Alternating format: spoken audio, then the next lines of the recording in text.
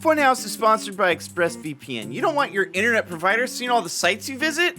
Hide your browsing activity at expressvpn.com/funhouse. Welcome back to the Funhaus Holiday Bracket. I'm Elyse, joined by James. Hello. And of course, we have our two holiday aficionados, Josh Flanagan and Zach Anner, always bringing the festivities. You guys even put on the same pajamas and hat you were wearing last time. It's wild. I haven't showered in a week. Just sat there and waited for the next podcast to start. Things got heated. To recap our last session, we filled the honorable mention spot with the Santa Claus starring Tim Allen. And we voted out How the Grinch Stole Christmas, Gremlins, National Lampoon's Christmas Vacation. Some big losses there. Big losses. This is bad for the coalition, by the way. Oh, yeah. Josh and James formed a coalition. Zach threatened to leave numerous times. Yep. And this time, no matter what happens, I'm sticking around. Oh, okay. That's I good. got it. Wow. Was this your personal You know George what Bailey happened moment? this past week is I found my own spirit of Christmas even more. And I realized that threatening to abandon you guys was not very Christmassy. I agree. Or it was the most Christmas thing to do. Yeah. I mean, what other gift can you give yourself than leaving this podcast early? No better gift. Oh, to receive such a gift would be a wonderful thing, truly. Here's what's left in the bracket. Scrooged and Elf, Rudolph the Red-Nosed Reindeer and Home Alone, Nightmare Before Christmas, Charlie Brown Christmas, A Christmas Story, Muppet Christmas Carol, Love Actually, and The Santa Claus. Can I just say, I refuse going forward to vote for anything with Christmas in the title. Okay, all right. Next up is Scrooged versus Elf. Any immediate thoughts right out the gate? Since the last one took a long time, I'm going to come right out and say that I don't have particularly strong feelings about either one of these films. Okay. But I think I would go with Elf. I love Bill Murray. Don't get me wrong. National treasure. But just in terms of the feeling that I get, and also I think that the music choices in Elf are very, very smart, because a lot of them are not dedicated Christmas songs, but they are movies that just put you, or music that just puts you in a good mood. And you got your Louis Prima, you got your Billy Preston, and I think Leon Redbone sings with Zooey Deschanel. And I'm sure that Funhaus has a bunch of music aficionados. It's a big crossover, yeah, with Louis Redbone and Funhaus. And I love the soundtrack to this movie. So, okay. And Will Ferrell, great. Ed Asner, great. Yeah, that's it. Okay. All right, I gotta leave. All right, thanks. Thank you, Zach. I'm going to jump in here because I'm definitely leaning more towards Scrooge. Same. We've talked about this in the last episode about our perspectives on Christmas and a lot of the Christmas media. And I think we're seeing a trend of Zach really wanting some of that warm-heartedness, the joy of Christmas, the love and compassion that comes in with Christmas. Whereas myself, much more cynical, right? Likes to see movies that better reflect my perception of it, is being tired, feeling like there's now added responsibilities, and seeing like a lot of the commercialism, but deep down inside hoping for some sort of change. You know, I voted for Grinch and Christmas Vacation, some movies that were a lot more cynical takes on Christmas, but still ending with a warmed heart than some of these other ones. So Scrooged, I also, having seen it recently, it doesn't pull any punches. It's Bill Murray doing some of Bill Murray's best, which is saying a lot. He just gets to vamp and all the Murray brothers, actually. Like, we got tons of Murray brothers in it showing every up. single one, I think. Just vamping. I also like how, you know, you get these movies that have to reinterpret Christmas Carol. We're going to see another one later on with Muppet Christmas Carol. And there's certain distances you can go. You can go further from it, or you can go closer to it. I will say I just read The Wild and Crazy Guys, which is kind of looks at a bunch of these comics from the 80s. And Bill Murray hated Scrooged. Mm-hmm. He hated making it. He hated it so much, which I think is very thematically appropriate for Scrooged. Except he didn't come out the other side going, I'm a changed man. He just fucking hated it. But name a movie Bill Murray did like making. Because it feels like he hated all of them. I forget what it's called, but there's one movie that he made, which was his attempt to make like be a serious actor in a drama. And he loved making that movie. He traveled all over the world. Pardon? Is it Razor's Edge? Yes, it's Razor's Edge. He loved making Razor's Edge. But it seems it's interesting, and this is probably something that we should have Bill Murray on to discuss with him about. Yeah, it. But then we'll get the real story. It does seem like Bill Murray.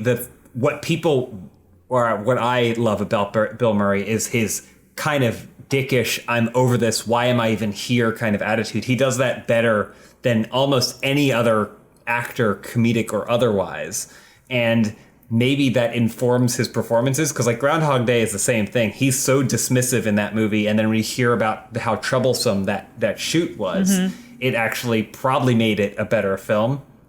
But even regardless of that, like Richard Donner made such a dark, scary, and updated version of the Christmas Carol story. Like, it has all of the bits and pieces of the original Dickens story translated almost perfectly to that 80s cocaine New York era of things, like TV, every single element that they translated from the old one of like him being a landlord or whatever to him being a TV executive. It all feels so creative.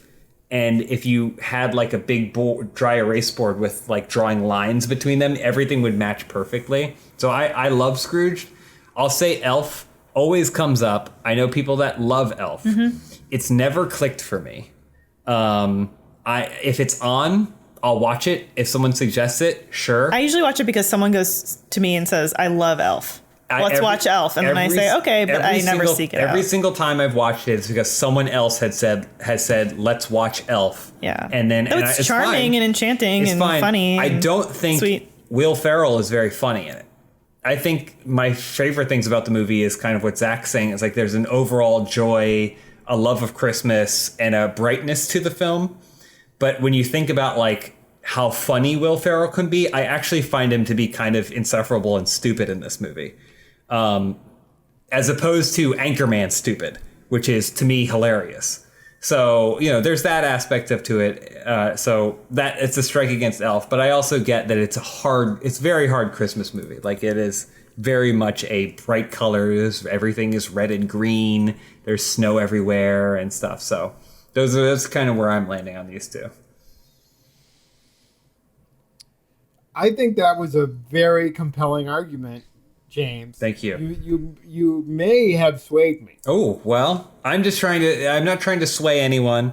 The coalition stands as individuals on a united front. So, but I think one point about Bill Murray, though, I think my favorite Bill Murray is actually Oblivious Bill Murray. Like, what about Bob Bill Murray? Oh, okay. I love. Yeah, I get that. Yeah. What's your favorite Brian Doyle Murray? Josh Flanagan. That's a whole nother podcast. At least that's a whole other podcast. Bracket? That's a whole other. Here's the thing. I don't think I've ever seen Scrooged all the way through. I think I've only seen it in pieces.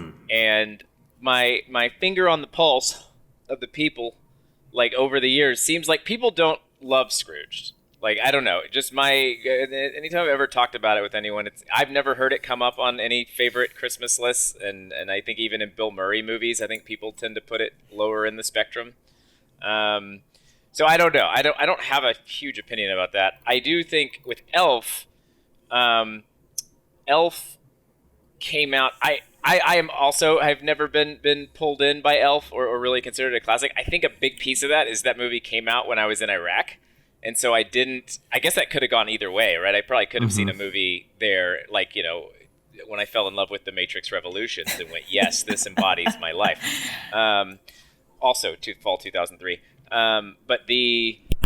No, I don't know. I think I missed a cultural window. That whole year, I kind of missed cultural windows. And so I missed that one with Elf and never really, even when I watched it afterward, just never really connected with it. So I don't feel super strong about other ones. It sounds like Zach might already be swayed. So honestly, the only thing that's going to sway me at this point is that I'm still pissed about It's a Wonderful Life beating Christmas Vacation. That was a week ago. I know, but it's the wound is fresh, and it's lingered like an open present, and I am ready to vote against whatever Zach votes. Oh my against gosh! A spite vote. We love. Oh, wow. Funhaus brackets. We love a good spite vote. Partisanship showing itself. And that wasn't even. sounds like I have a problem with your analogy of lingering like an open present. Like, well, yeah, no, you're right. It's a bad analogy. I was going open wound, and then it just fell apart mid-sentence, and then I just moved on. So that's a fair critique. I also appreciate. Well, once it's opened, you're playing with it. Like, I feel like a wrapped present could do some lingering. Or a present that's behind glass that a child can only look at but not play with. Why'd you say that like you know? I appreciate that Josh went for pure spite vote and it wasn't even an allegiance to the coalition. I know. I mean, it is. It's a double whammy. I think we should vote. Oh, you haven't said anything though. What do you mean? You haven't really talked. I mean, have you really? I echoed your sentiments about Scrooge because I also think that and I did say that while I find Elf to maybe you just weren't listening. Maybe while I find Elf to be charming and delightful, it's never really struck that chord with me. And I said that I only watch it if somebody asks me to watch it. Let me just make it clear. In principle, I would vote for Elf because I appreciate its upbeatness, but I'm not going to. Sure. Well, I like Scrooged a lot, and I also really like how it does. You guys watch Elf a lot. Do I watch Elf a lot? I mean, it's you and James both said it. Whenever somebody suggests, we watch everything. Elf. To me, everyone's coming over and saying, "Hey, my favorite movie is Elf," and you're like, fine. Let's put it on. Honestly, it's happened more times than you think. It sounds like a joke, but it has happened at least 4 or 5 times in my life where someone else has said, let's watch Elf because I love it, and then it goes on. Scrooge could do a very bad job of making his evolution feel disingenuous, but it does the opposite. It does a really, really good job of setting up all these moments and doing these micro changes. So by the time that you get to the new Bill Murray, you don't feel like, oh, they just needed him to become a new person. You see these small changes in who he is. Yeah, happening. It seems like every time he comes back, he thinks of an action he could take. Yes. To be a better person. And I think but that's not very artfully change. done. Yeah. I think it's very artfully done. Also, Karen Allen, if someone's gonna warm your heart on Christmas, her showing up. It's just, she's pretty great. I mean, Marianne Ravenwood is peak Karen Allen, but like she's pretty great in this movie as well. So, I mean, I'm picking up what you're putting down. I'm all for Scrooge. It sounds like a great film. He's gonna vote for Elf. It's wonderful. 5 stars. Let's do it. Let's do it. Okay, so let's do 1 for Scrooge, 2 for Elf. Okay, on 3. 1, 2, 3. Ooh, okay. Oh, Josh. Zach, we got him, you guys. Zach, we got him. I think Zach spite voted there. Oh my god! I was just waiting to see what Josh did to not do the same. I think a lot of people are going to be upset that Elf is eliminated. Listen, I get it. It's beloved. I know enough people that feel that way, but I just. But here's the thing about these films: we're not deleting them from history. They're gone. We're snapping the discs. Yeah, well, we are. Oh no. Okay. Yeah, you did. That's why we told you guys to rewatch them all, not to inform yourself because it'll be the last time for. You most didn't of see them. in the contract we sent you. There's the fine print that says now you can never watch any of the movies eliminated from the competition. Snap your discs. Yeah, I don't read anything you guys write. That's fair. I know that's true. What was that? I don't know. That was me chortling at Zach's jab. See, what I liked is that there was a genuine laugh, and then you're like, I need to add to it and be sarcastic. You're like, I don't want him to have that real laugh. Let's add a fake one. I wish we were getting drunk on eggnog while we were. Yeah, me doing too. This. And then by the end, that's what we should do. Eventually, we should do a bracket where we're drinking during it. And we're drunk by the end. At the end of the 3 hours, we're completely hammered trying to discuss what's better, Elf or Aliens. Next up on the Zach Anner elimination tour is Rudolph the Red-Nosed Reindeer and Home Alone. So this one is an easy one for me. This is the first into the territory we discussed in the first episode. Are short movies? Can a movie be something that's less than 2.5 hours long? And I say yes. I say it can. Not by Academy rules. Not by the Academy. Short film category. They're still movies. So even with the medium split of these two, to me this is an easy choice. Yeah, I think it's an easy choice for me as well. I mean, I appreciate. I'll step out onto the podium if I may. I appreciate everything that Rudolph the Red-Nosed Reindeer did for animation and for that like huddle around the television, that seasonal holiday programming. It really was like a major part of that. And I think holiday programming is really important too. Oftentimes it involves a lot of these movies. I saw Scrooged in syndication for the first time, and that's probably why Josh has only seen bits and pieces of it. So like that holiday programming is really important. And I do think that holiday programming would be lacking without Rudolph the Red-Nosed Reindeer. A lot of these other animated shorts that we've seen before, they're like these fun events, and I like seeing them come on 5 times in a day for whatever reason. That being said, I mean, it's not. That's the one with the Jägermeister or whatever. No, that's Santa Claus Coming to Town. Santa Claus is Coming to Town. There's the Jack Frost. So you don't even know the movie that you're... No, because I was going to say... There's a Yeti. There's so many of these that they all started to blend together. There's Cornelius the Climber, the hiker. There's like 3 of them about Santa Claus. 3 different origin stories of Santa Claus. Okay, let me educate you in Rudolph the Red-Nosed Reindeer. Because I know who I'm voting for, but I do think that Rudolph is going to get the shaft here, and I think that's unfair. Because this is a true underdog story. All right, if we're looking at the spirit of Christmas, this is a character that wants nothing more than to be helpful and be part of the Christmas spirit, and is constantly told that they do not meet the expectation to do so. That they and even beyond that, they are a nuisance to be included. It's also the story, if like me, you were really attached to, you built these emotional bubbles around physical things, like with toys when I was a kid, I would feel like, I'm not playing with that toy. I feel bad for that toy. And the Island of Misfit Toys in Rudolph sends a whole other message about discarding things. And then when you translate that to people and say, you can't, the idea of just like discarding toys away, then you put that on another level, on a human level, it's like, oh, there are people that get discarded and thrown away and sent to their Island of Misfit Toys. And that's not, that's not right either. I suppose it is one of the first and best examples of disability representation. Well, that's not what I was going for, Zach. I would disagree. But I think that's exactly what you were going for. I wasn't. I think you were making the play. No, stop making this about you. How can you not make how can your vote not be for Rudolph the Red-Nosed Reindeer, you broken jack-in-the-box of a man? First of all, I was talking about soldiers again, like White Christmas. 2, stop making this about you. Wow. Okay. No, I was just talking about the person that's living in a retirement home and their family doesn't come to visit them, or the person that's living on the street. Like the world is full of lonely, discarded people who just get eschewed from society, and we don't think of them. And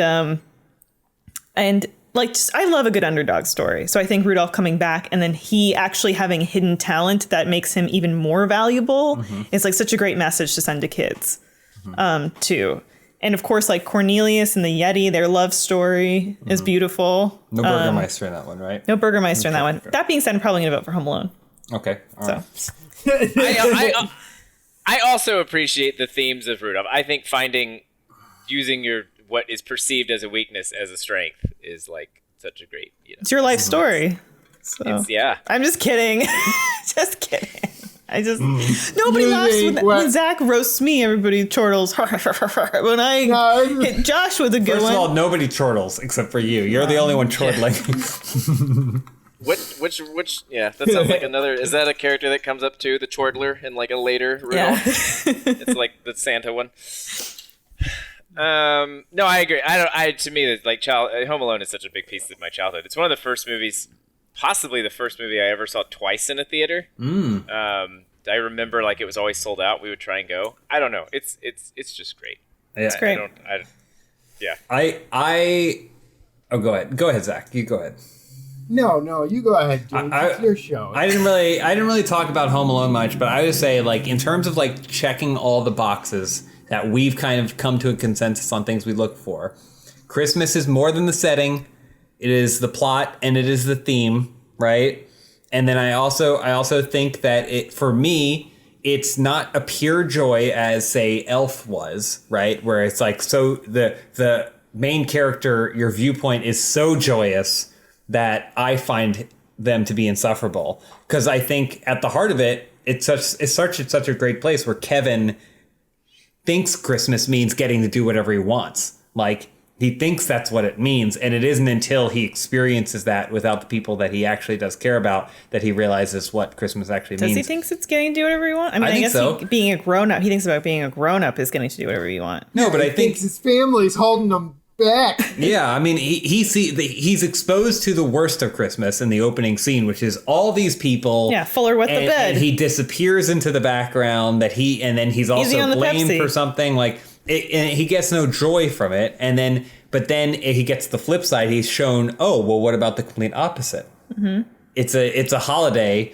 where you can do whatever you want to, and you get to like experience life in a whole new way. And he realizes, oh well, that's meaningless. Yeah, and old Ben Shovel Slayer will get his price in souls. He sees that stuff. I also think like most John Hughes movies, like it just does such a great job creating all of those characters. Like the whole community is very clear, like even beyond the family. And then as Catherine O'Hara's trying to get back to him, just like John Candy and the cast of characters that she comes across, every scene is so vibrant with characters that I mean, we didn't even talk about the Wet Bandits. Like they are such a great villain. Like they could be so boring, but Joe Pesci, like, casting that is like so fun. That was my first experience with him, and it was like wild going back and finding the other things as I got older. And he's scary when you're a kid. He is scary, but he's like kid scary. Like he's like kid scary, and you don't realize how much he had to infuse that from him being actually terrifying, insane person in other movies. But yeah, I don't know. Home Alone is so great. It has such a perfect Christmas neighborhood that it's set in. Every shot of everything is just so Christmassy. He's always wearing pajamas. I have a theory about Home Alone that what makes it a classic movie is John Williams' score. Mm-hmm.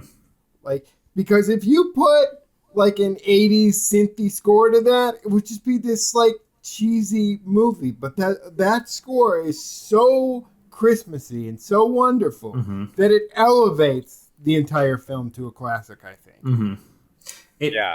It feels also like, so it has to do with the score, but it feels like all the lighting in it is like candle lighting. Like, so for like everything is bloomed with the light of like a fireplace or a candle. And I don't know that that's the actual cinematography, but I feel like when you're listening to the score, that's how you feel. So anyway, there's really great spins on Christmas songs too. Now that I'm thinking about it, like when he's running back to his house, is it like it's actually like Carol the Bells, right? Yeah. Yeah, but it's like this weird tense, like thriller version. That's really cool. Mm-hmm. This is also a movie Zach and I quote a lot to each other, calling each other, "Look what you did, you little jerk." I quote this movie all the time. Every time she has milk with pizza. Yeah. We do the different. We split the difference. You do the one from the actual movie, and then I do the one from his head. Yeah, from the flashback, which bugged me as a kid. I was like, "Why aren't these the same?" It bugged me too. It's like, oh my god, different takes. What? I didn't understand that it was what he perceived them to be. What's great is that there are so many layers to Home Alone that you uncover when you're older. One gripe that I have about Home Alone that I've only recently come upon as a cynical older man is that it was my first exposure to Catherine O'Hara, and I didn't realize until I was watching all the Christopher Guest things and SCTV and all that, like just how funny she was. And like for somebody who is that funny to not get the like chance to be funny, I feel is a slight missed opportunity. Yeah, I get that. I mean, it speaks to her range, right? Is that like my first experience with Catherine O'Hara was definitely as the mom, the anti-Kevin, right? Like the very strict, boring mom. I think I watched Beetlejuice though shortly around the same time or shortly after this. Yeah. So, but even in Beetlejuice, when you appreciate how funny she is in that movie, she's still very much like the she's just weird, unfun mom. Yeah, you know. And yeah, I get that. But there's a whole generation of young people now that are online being like, "Did you know that the mom from Home Alone is the mom from Schitt's Creek?" And I'm like, "Oh my god, yeah." They did. You put some respect on Catherine O'Hara, Canadian queen icon. Yeah, she's fantastic. Noted. All right, should we vote? Let's vote. All right. Yeah, let's vote. 1 hand for Rudolph the Red-Nosed Reindeer, 2 hands for Home Alone.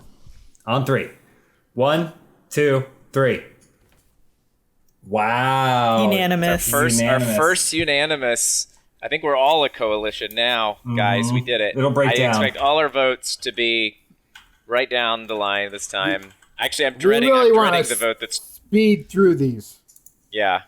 The vote that's 2 votes away, I'm dreading. I think it's going to be a slugfest, at least from my end. Oh, I know. It's going to. I eyeball it. I know where some people are going to be. I know it is. Yeah. Next up in the bracket, Nightmare Before Christmas versus Charlie Brown Christmas.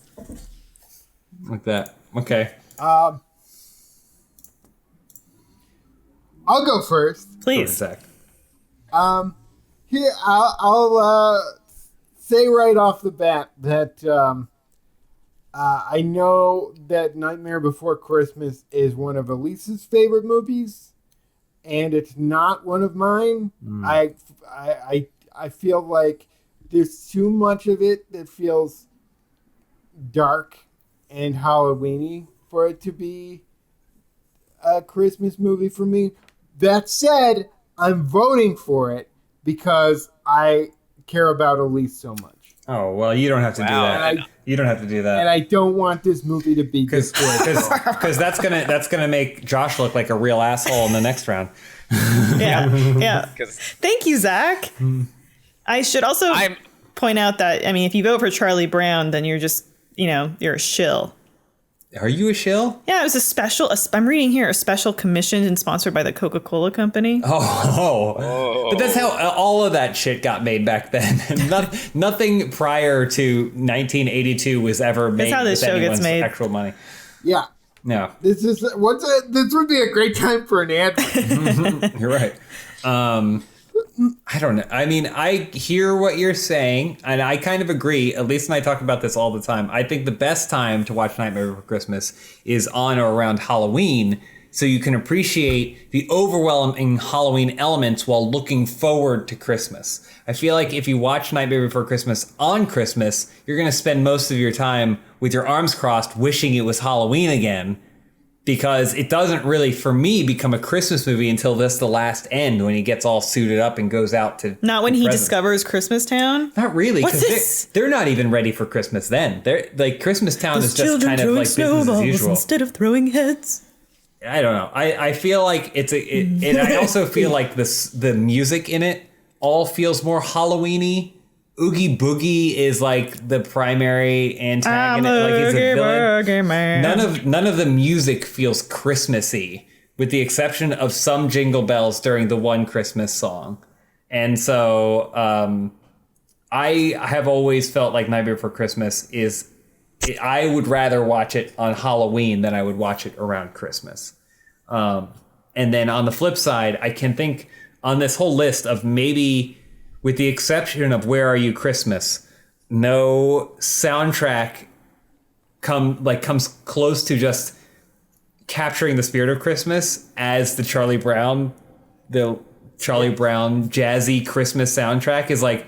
The Vince Guaraldi Trio are forever cemented as the soundtrack to Christmas. It's just, and it's when you think, like, there's so many things that it appears in other places where you don't even realize that it is from a Charlie Brown Coca-Cola special. Here's the thing. I never gravitate to watching Charlie Brown Christmas. Never have. Doubt I never will. But I think that's because I'm a Charlie Brown. No, you're the one who should be watching it the most. I also like Peanuts. Yeah, you should. And you're always wearing that dumb striped shirt. You are dressed like Charlie Brown right now. You also only have 3 hairs coming out of the top of your head.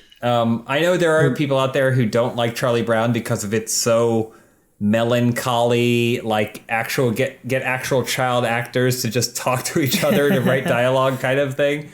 But for whatever reason, I've always kind of been okay with the world of Charlie Brown. I love those kids. I really appreciate that voice acting. Mm-hmm. Yeah, I mean, I love it when kids are allowed to be kids in movies. Yeah. You know? They all sound like Ike from South Park, just like muttering child nonsense, like age-appropriate child mutterings. And it's like, there's probably someone out there. There are strong religious parts when Linus gives his whole speech. Mm-hmm. Part of me feels like Charlie Brown is a representation of a Midwest I really enjoy. Like it's kind of like more modern 20th century small town vibes. So I don't know. That's just overall Charlie Brown. So that's kind of explaining where I feel like I'm going to be voting on this one. Josh. Here's the thing. I know that this movie is one of Elyse's favorite movies. I don't want to crush it, by voting against it. Mm-hmm. Just in case I need to vote against something heavily next round. Don't grease the wheels. So, no, I think there's always going to be a debate as to where this movie falls. I would say the actual plot centers on Christmas, not Halloween, and therefore I think it tips more Christmas than it does Halloween, even if the aesthetic is more Halloween. I also just think it's honestly one of the best movies ever made. Like, I think it's just about a perfect 75 Agreed. minute. Like, it's in and out. Like, every song is good. It's just so good and so iconic, and I love that the concept is so fresh compared to most. I think at a certain point Christmas movies do kind of fall in this rhythm of they have to hit these certain bullet points of family and whatever else, and this is just something completely different. Like it's its own beast. So it's hard. I honestly haven't seen Charlie Brown Christmas in a long time, and I like Charlie Brown fine. Like, who doesn't like Snoopy? But like I don't know. This is an easy vote for me. I mean, only easy because I want to support Elyse. Why is he winking into the camera? I would also argue that while Charlie Brown Christmas has its own messaging, the messaging in Nightmare Before Christmas is more elegant. Again, it's kind of the look within yourself to appreciate what you have, and what you might want to appreciate is right under your nose and you don't realize it. I do like the scene when Jack Skellington sees Sally and she's 23 and unwed. well, Sally, what's going on here, Sally? She's like, I am actually now the head of the laboratory. Another Catherine O'Hara master. She's 2 parts in this movie, Shock and Sally. Another Catherine O'Hara can do no wrong. Mm-hmm. Wormswort. Well, I'm Jack Skellington. I quote this movie all the time. All right, so we vote? Yeah. All right. So it'll be 1 hand for Nightmare Before Christmas, 2 hands for Charlie Brown. Now vote for your passion. Don't Christmas. vote for me. Don't vote for me. Vote for your passion. Don't worry, I won't. Hashtag for Elyse. No. Here we go. Nope. All right. Earn On this. 3. 1, 2, 3. Which way? Wait, Okay, hold wait, on. hold on. Let me check the bracket. Okay, it's 1. Yeah. Okay. All right. Okay. Sorry, Coalition. Nightmare Before I have to Christmas. do. I had to. This is a political play, Coalition. I yeah. have to do this because I'm about to drop an A bomb on the next one. There's no way you're winning this one. No Josh. fucking way. I know, which makes me really sad. But that's fine. You know, whatever. I'll just fuck off again. That's fine. He'll zoom out again. Yeah. Feels is premium CBD delivered directly to your door. If you experience stress, anxiety, chronic pain, trouble sleeping, Feels is here to help you. I've taken it to help me sleep, and it's worked great. It helps naturally reduce stress, anxiety. It doesn't give you a hangover or a high or an addiction. You just put a few drops under your tongue and let it do its thing. If you're not familiar with CBD and you need some help determining your dosage, there's a free CBD hotline to help guide your personal experience. Feels has us feeling our best every day, and it can help you too. Become a member today by going to feels.com/filmhouse, and you'll get 50% off your first order with free shipping. That's FEALS.com/filmhouse to become a member and get 50% taken automatically off your first order with free shipping. Feels.com. Thank you so much. Life can be stressful under even normal circumstances, and 2020 has challenged some of the most difficult times of life. And it's important in situations like this to provide yourself with stress relief that goes beyond quick fixes. That's Headspace. Headspace is your daily dose of mindfulness in the form of guided meditations in an easy-to-use app. Whatever your situation, Headspace really can help you feel better. If you're overwhelmed, Headspace has a 3-minute SOS meditation for you. It's super easy. Honestly, you just log into the app. I love using it because you get these very comforting voices that make meditation seem accessible. It makes it seem easy, and it makes it really effective, so you never feel like you wasted your time. Headspace's approach to mindfulness can reduce stress, improve sleep, boost focus, and increase your overall sense of well-being. Headspace is backed by 25 published studies on its benefits. It has over 600,000 5-star reviews and over 60 million downloads. It makes it easy for you to build a life-changing meditation practice with mindfulness that works for you on your schedule anytime, anywhere. It actually works, and if you've never tried meditation before, I highly, highly recommend it, and this is the perfect entry point for you to get into it. You deserve to feel happier, and Headspace is meditation made simple. Go to headspace.com/filmhouse. That's headspace.com/filmhouse for a free 1-month trial with access to Headspace's full library of meditations for every situation. This is the best deal offered right now. Head to headspace.com/filmhouse today. Okay. Elyse, here we go. Next up in the bracket, 3 episodes of a podcast just to do this. A Christmas Story versus one of the best Christmas movies you can ever watch, ever made, Muppet Christmas Carol. Would you like to begin? Now, I should point out that Muppet Family Christmas, also a robust, dynamic, delightful film, is not in this bracket. Mm-hmm. Then that's it. Okay. That's it. Okay. All right. Let's see. Josh, you have the floor. Okay. Well, let me start with this. I love A Christmas Story. It's probably my favorite Christmas movie on this entire bracket because it has such big heart and I think does such a great job of the things we've talked about. Like, I mean, to me, like, this Christmas Story is the optimistic version of what Jingle All the Way wants to be, right? It's this story of like chasing this thing, but what it really means to someone and how it defines them, but ultimately this holiday being about the family that's around you. And I was astounded as a kid to learn that this movie was not made a long time ago. There's something so classic feeling, like it feels like a movie that was made in like the 40s, because there's and I know it's set back. I think it's set in the 60s, maybe. But it feels there's just something so classic about the build of it that as a kid I had no idea. I thought, and it's made in the 80s, like early 80s, I think. And so I think that speaks to something about the craftsmanship of it. There's just something so pure about the way it's built that it feels like a much older movie in the best way, not like dated, but it's also shot so soft. The whole movie feels soft, which I think ties to the motif of like Christmas and the recollection of Christmas, but also how movies looked. Sometimes were a little bit softer just in terms of on focus and clarity and stuff like that. It wasn't as high contrast as we got in more modern filmmaking. So like, yeah. I don't like this movie at all. I also, excuse me, Coalition.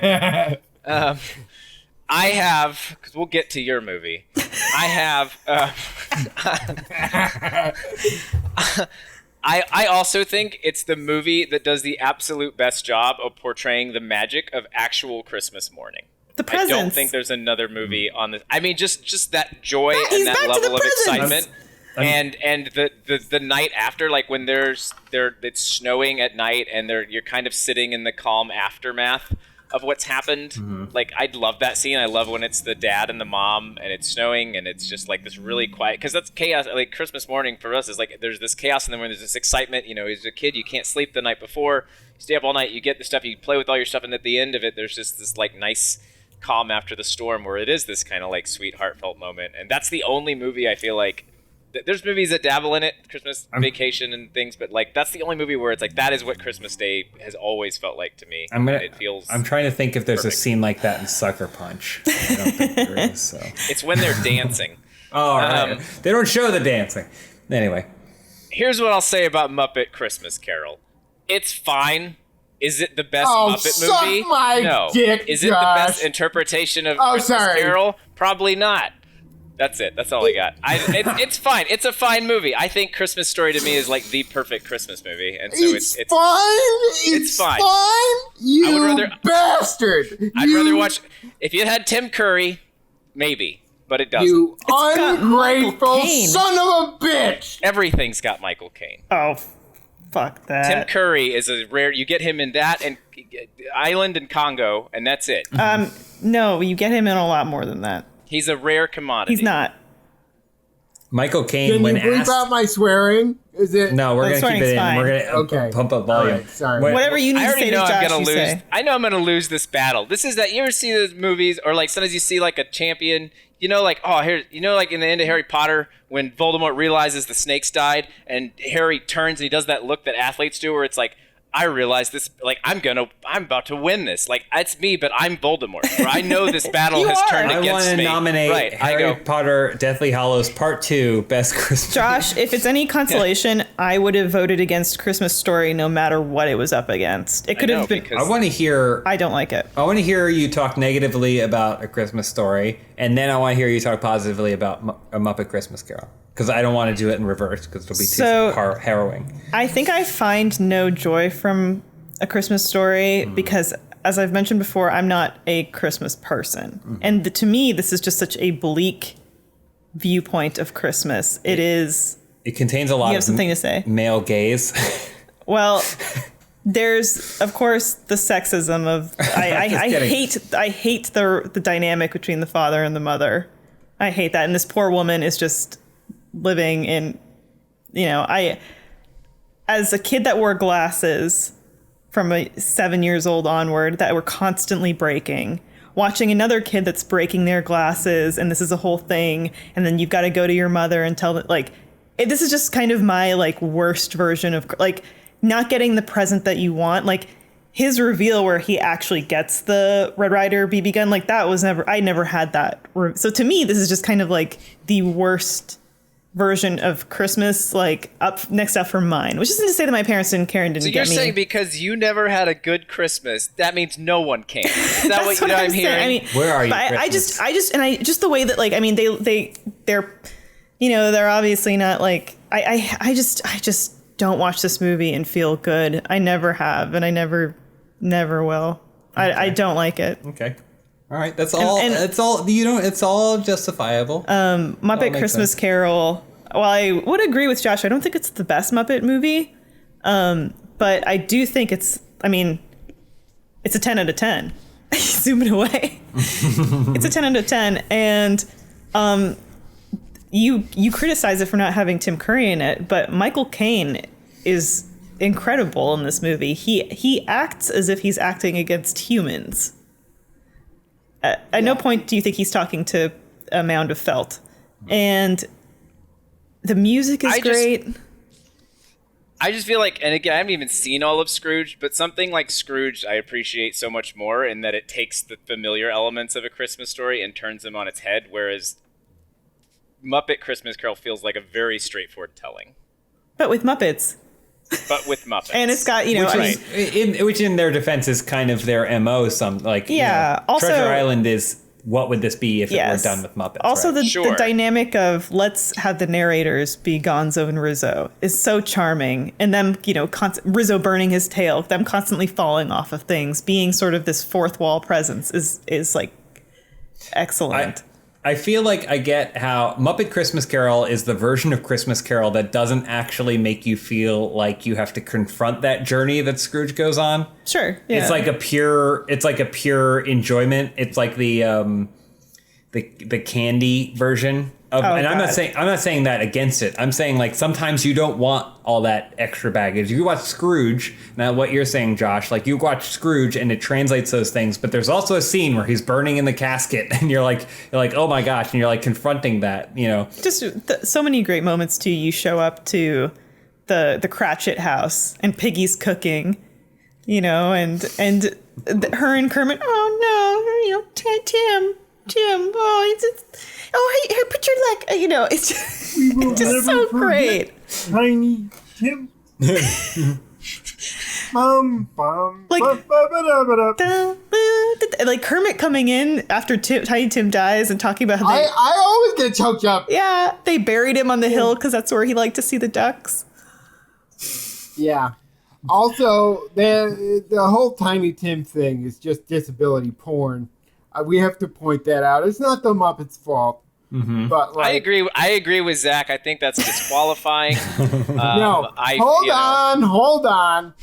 The Muppets Christmas Carol is, I think, the perfect Christmas film. We watch it every year. I love the music. You know, I would sing it all, but I don't want this video to get demonetized. No, me betcha, man. Really counting on that Christmas cash coming in. But like this movie to me is perfect. It's a perfect retelling of A Christmas Carol, and I get all of my dance moves from Michael Caine at the end, right? I think the quality of acting, and I also just feel like everyone was really at the top of their game because they were like, this is the first Muppet movie since we lost Jim Henson. Let's make it. It's a Brian Henson feature. Right. In terms of A Christmas Story, I do like it. I think I saw it for the first time when I was 16 years old, so I didn't have that time when I was a kid. I didn't get it. I also thought it was a movie from the 50s. But then when I watched it, for that lamp itself, it goes into classic Christmas movie for me. You used up all the glue on purpose. It's like so excited about his prize, right? Like it's just it's great. You know, I feel for you, Josh, but at the same time, it's Muppets. It's Muppets. There's no choice. It's Muppets. It's Muppets. It's Muppets. James, excuse me. May I call an emergency meeting of the coalition? James, can you step over here with me for a second? Sure. Can you step over here? Yes, Josh. Okay, listen. Oh, you turned your mic off. I can't hear you. You're muting. Give me a second. Oh, can you hear me now? Yeah, I can hear you now. Okay, sorry. I was probably too close to your ear. But listen, James, I am really worried that the jury has been stacked for the Muppets, and that this is like, I just feel like we might be I'm already be seeing the end game. We're running low on time. If I was Doctor Strange, I'd go. Did you say one end game I see because there's two fucking Muppet? Did you say Dr. junkies Tooth on this panel? You said Dr. Tooth? Yeah. there's two Muppet junkies on our jury, and I don't know how. I know it's tough. It's tough. Okay. I think we have to vote though. I think we know what we're voting for. I do think we have to vote. All right, I so feel like one hand for some Christmas coercion Story, going on. 2 for Muppet Christmas Carol. Let me just practice. On 3. Let me After practice. all, there's only one More sleep till Christmas. For Marley and Marley. Ooh! Oh! All right, Josh's face. on 3. 1, 2, 3. Wait, It's a tie. God damn you, James. what? Done! God damn you. I just think the Christmas Story covers the whole swath Are you of fucking Christmas. kidding me? It is a Christmas incarnate It's film. about a fucking BB gun. And it looks like shit. I mean, everything Josh said, I agree with. I think it covers the whole swath. I understand your concerns about it, but I think those are accurate That's to horse representing shit. a period in Feels time. like we're point in time. writing a new Christmas classic on the podcast. It's called The Christmas Divorce. Well, here's the thing. I can only control. I have to sleep at night. But now what I do is I pray for a coin flip that lets Muppets win. I'm not a religious man, but it's going to be heads. Jesus Christ, if it heads doesn't for- win. Are you fucking kidding me? There you are, Christmas. Are you fucking kidding me? You would give Josh the satisfaction. It's not. I think I mean I agree. I think Are that it's. you fucking I think what serious? Josh said was very true. I don't think that Muppet Christmas Carol is the best interpretation of A Christmas Carol, and I don't think it's the best Wait, Muppet what movie. is then? What is? I told you that the other movie gives me, it's not even that I'm indifferent to it, it gives me a negative response. You shouldn't be voting for others. That whole point of assembling this uncrackable assembly or whatever, this whole group of us, is to judge based on our own experiences. I'm going to make sure every movie you love is eliminated. Mine from are this gone list. already. This is what I think went on in your head, All right. James. Hey, I think you said, hey, this hour of the podcast isn't as funny. What can I do to spice this up? And you were like, Little all fucking right. scarf. No one likes my little fucking scarf. Yeah. There's no need for this casual cruelty. Okay, James voted with his heart. I respect that. You should too. all right. Thank you, Josh. All right, now we're going to flip this coin that decides my fate. Heads for Christmas Story, tails for Muppet Christmas Carol. How do we know what's what? How do Elyse we... is here to verify the I'm results. watching the coin. Oh, thank God. Muppet Christmas Carol won based on a coin flip. It spun. Does it feel like it spun longer than normal? Josh, I agree with you. I feel like Next up, Love Actually versus the Santa Claus. we have to get the. Here's the thing. Sometimes Santa falls off a roof, and you think that someone tries to put on the suit named James and save Christmas, and no matter what, it doesn't work out. Yeah, you guys. That's what. You guys are like the Jack Frost in Santa Claus 3. I say. Ugh, I agree. Anyway, let's move on. So this is going to be probably the last one we have time for on this episode, and then we have to finish the bracket next time. But luckily, we'll be familiar with all the films. It's Love Actually versus the movie that won its spot on the bracket last time, The Santa Claus, which is a play on words because it's a contract. There's a clause in the contract. It's clever. It's a clever hook. But I will jump out here because I kind of hid in the shadows for that last one because I knew what I had to do to be able to sleep at night. Okay, I knew what I had to do, and I'm just glad it worked out for everybody. I don't like Love Actually. I don't think that it represents love in any sort of truly good way. Despite the title of the film. I think the title is inaccurate. I think it's not about love, actually. Boom, kaboomja. Except with the exception of Bill Nighy's story about his friend. Everything else is pretty toxic and makes me feel uncomfortable just watching the film. I think it's fine. I like seeing, England in winter times. But that's about it. That's about all that's going on for it in terms of the Christmas side of things. And then the rest of it I don't like. So there. And Santa Claus is great.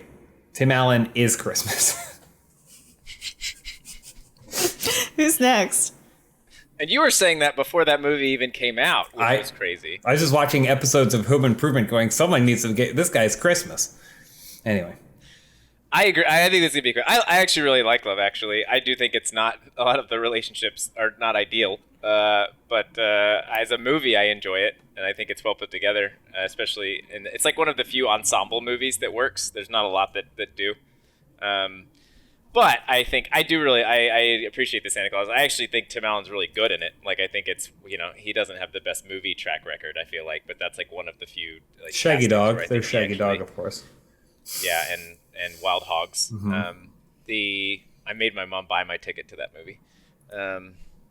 Not because I wanted to see it, but because she wanted me to see it. Anyways, long story. Now I'm sidetracked.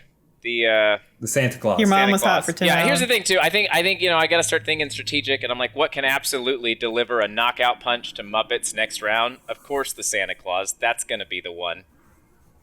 So, I'm sorry, Josh. Fuck. Zach. Here's the deal. I understand how problematic Love Actually is, but I still like it. Like, I feel like it's another one of those things where it's like, if you stop and think about it, a lot of it is terrible, but don't think about it. Yeah. Just enjoy it for what it's intended to be. And you got your little boy who loves the girl, Not and now love. he's in the Queen's Gambit, looks exactly the same, and how does that happen to a person? Like, that's nice. And then I always enjoy seeing Hugh Grant, probably one of his most problematic characters. Absolutely. But That's saying a I lot. just at the end, I don't know what it is. I didn't love this movie the first time I saw it, but then I watched it by myself while I was eating ice cream alone, and I felt for it. And the Santa Claus, I remember seeing it in theaters and being so bored and thinking it was not fun or good. And I was like 10 at the time. Echoing Zach here, I've only seen Santa Claus once, probably around the same age. I've never really had a big interest to return to it. I'm sure Tim Allen might be charming in it. I couldn't tell you. Love Actually, while definitely problematic in its perception of love, does have those charming moments, as Zach pointed to. I can point to a bunch of them now for you. Rowan Atkinson wrapping the gift as, Alan Rickman's cheating on his wife. That's cheating on his wife. Hilarious. Hilarious. Great. No, but then you have other moments where his wife, Emma Thompson, she discovers that he bought a gift for someone else, and she goes up to her room and cries, and it's one of the most poignant, just sad performances, like her listening to the gift that he got her, Joni Mitchell playing, singing River, and she's crying and thinking about her life. It's just like, it's heartbreaking. And also, moments like you pointed out Bill Nighy and his manager, their relationship, which is probably one of the only conceivably realistic portrayals of love in this movie. It's really, really great. It's really excellent. And also, I just love the idea that you can film a woman at her wedding, and obviously in a stalkerish way, and she could be like, "That's so romantic." And she didn't pick up on it at any point during They're the all reception. of me. Oh, that's great. I think, and to Josh's point, that it's one of the few ensemble movies that is actually like well structured and doesn't feel like it's just a cash grab. It does feel like somebody trying to tell a eloquent story. I do think that it's like a well-made movie, and it makes you feel like, especially the lead up to Christmas, because your criticism is that these people don't have enough time to truly be in love, a lot of them, and I agree with that. Or their love is toxic in some way. It's mostly that it's toxic. However, it does really feel like you're in the lead up to Christmas, and the way that they do that. Every once in a while you get one of those transitions where it's like the music picks up and it's getting closer to Christmas, and it's stuff like the kids pageant, and she's the Christmas lobster. Like, It's just cute. It's charming detail. I will say that there are. Oh, go ahead. I'm sorry. I was just gonna say we still feel this way about this movie, and America is clearly the villain in Love Actually. It is. Mm-hmm. It's also pre 9/11, so running through that airport. Is it pre 9/11? Is it? I don't think so. No, I think it's after. I've always said that one of the things that I would have appreciated about the movie is if when the kid runs through the security checkpoint. Oh, you're right. It's 2003. He gets hard tackled. It's 2003. And just like they just pounce on him. I think I just assumed it was because break his little boy ribs. I'm pretty sure they mention 9/11 in the movie.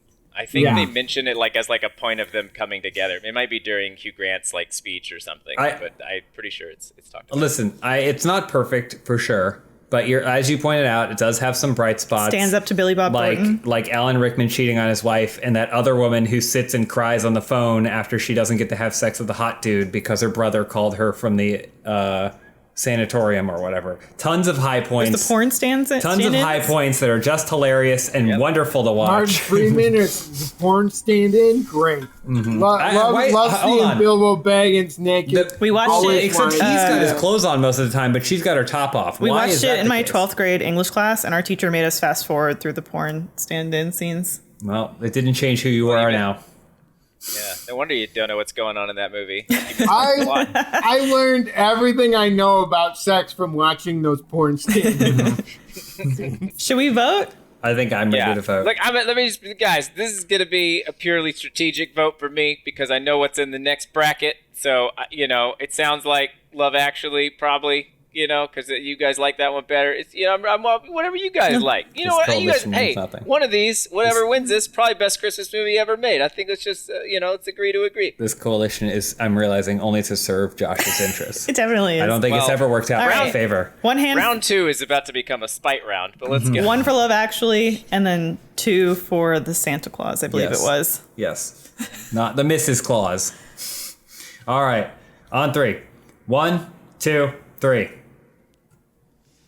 Josh keeps waiting. You can't wait to vote, Josh. The point is that coalition holds strong. Josh, the point is that we all vote on. No, that has to be. His vote has to be disregarded. That was lag. No, it wasn't. Lag. His vote needs to be disregarded. Elyse, you're breaking up. Elyse, come in. Disqualified. You have a headset on the other side. You can't wait to hedge your bet with your vote. I think Josh's vote should be stricken. Wow, unprecedented. But you're in charge of this bracket, so you can do whatever you want to. Whoa. Can I? Yeah, I don't think so. I was gonna leave it. I was gonna leave it up to fate. I was gonna let I fate defer to decide Zach. This.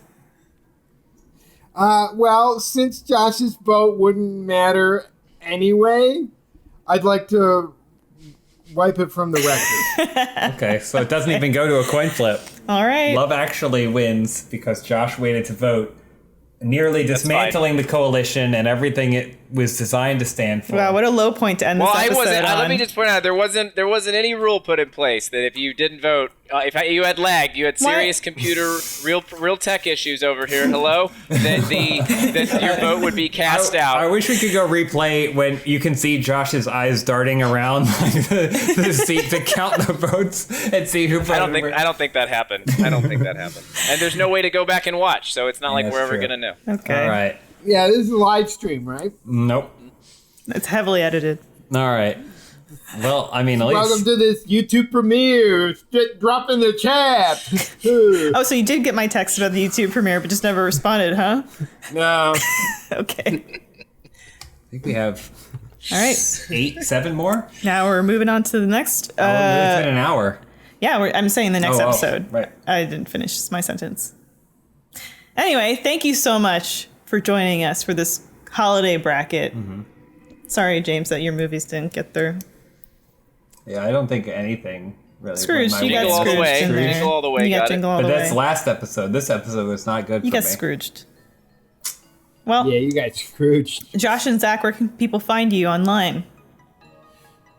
They can find me on the dark web. I don't know. Say no more. Zach Anners. Yes. And on YouTube. And on YouTube, check out my cool new videos, guys. And Josh, I'm Josh the Flanagan on social stuff, but by the time this video comes out, I'm pretty sure we'll have said that Dead Little Roosters is coming out January 8th on Rooster Teeth. So if not, then I just blew it. Funhaus exclusive. Yeah. Well, thank you guys for joining us, and we'll see you next week.